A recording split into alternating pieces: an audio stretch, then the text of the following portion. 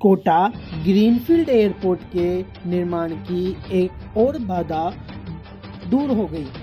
शंभूपुरा में चिन्हित जमीन से गुजर रही हाईटेंशन लाइन की शिफ्टिंग के लिए नगर विकास न्यास और पावर ग्रिड कॉरपोरेशन के बीच एमओयू हो गया।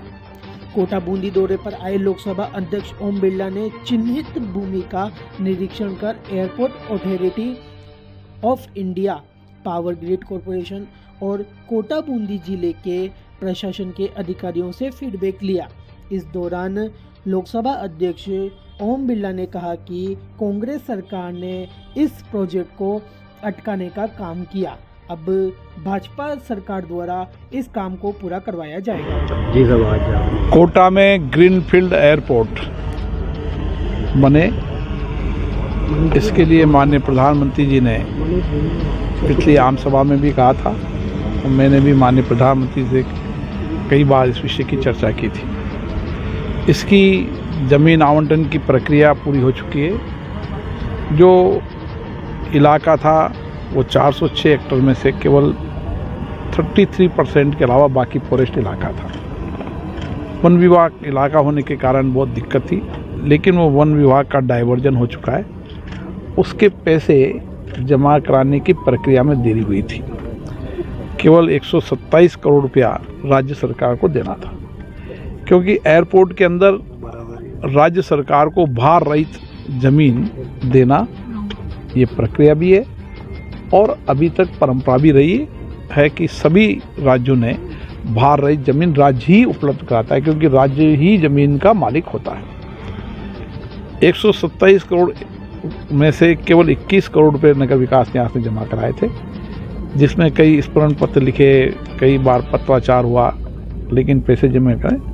जैसे ही राज्य में भाजपा की सरकार आई, माननीय मुख्यमंत्री से मैंने चर्चा की, भजन लाल जी से, और उन्होंने 22 दिसंबर को बाकी पैसा जमा करा दिया। इसके साथ ही यहाँ पर हाई टेंशन लाइन जारी है, जो आपने देखी होगी। ये हाई टेंशन लाइन ही एक बड़ी कठिनाई थी, उसके लिए भी आज एमओयू हो चुका है और उसका शिफ्टिंग का काम भी शुरू हो जाएगा। डीपीआर का काम साथ साथ चल रहा है और एयरपोर्ट अथॉरिटी के लोगों का कहना है कि देश में इससे बढ़िया कोई लैंड नहीं है। हाईवे है, लैंड की मिट्टी बेहतर है, आसपास कोई पहाड़ी नहीं है।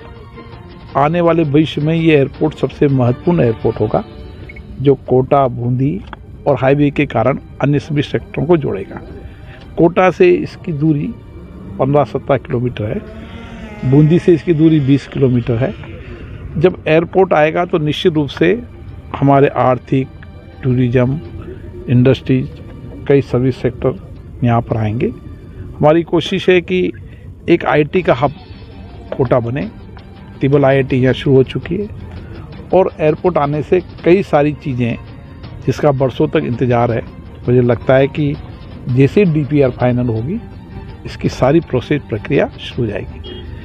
एयरपोर्ट अथॉरिटी के अधिकारी यहाँ पर आए हैं दिल्ली से, आज दोनों ज़िले के कलेक्टर हैं। मैंने कहा है कि इस काम को हम शीघ्र शुरू करें और साइमल्टेनियसली जब तक ज़मीन के साथ डीपीआर बनना, डीपीआर के साथ और डिपार्टमेंटों की एनओसी आना, वो भी प्रक्रिया शुरू हो चुकी है। मुझे लगता है कि अब समय आ गया है कि हम इस एयरपोर्ट की शुरुआत जल्दी से जल्दी कर पाएंगे। क्या समझ सकते हैं कि शिलान्यास बहुत नज़दीक है? शिलान्यास भी हो जाएगा और शुरू भी हो जाएगा, काम दोनों है। कुछ डीपीआर बनना भी बाकी है, क्योंकि डीपीआर के लिए पावर ग्रिड का शिफ्टिंग होना ज़रूरी था। पावर शिफ्टिंग का आज एमओयू हो गया। ये बड़ा काम था, क्योंकि ये एक बड़ा स्ट्रगल था यहाँ पर, और मुझे लगता है कि 1.5 साल के अंदर ये साइमल्टेनियसली पावर ग्रिड भी उड़ जाएगी, साथ साथ साइमल्टेनियसली डीपीआर भी बन जाएगी और काम भी साथ के साथ शुरू हो जाएगा। हमने डीपीआर का बनाने का काम ज़मीन एयरपोर्ट अथॉरिटी के शिफ्ट होने के पहले से ही शुरू करा दी थी, क्योंकि हमें पता था एयरपोर्ट अथॉरिटी की ज़मीन खाते में आएगी, उसके बाद डीपीआर बनाएगी तो 2 महीने और डिले होंगे। इसलिए मैंने कहा कि डीपीआर बनाना शुरू कर दो।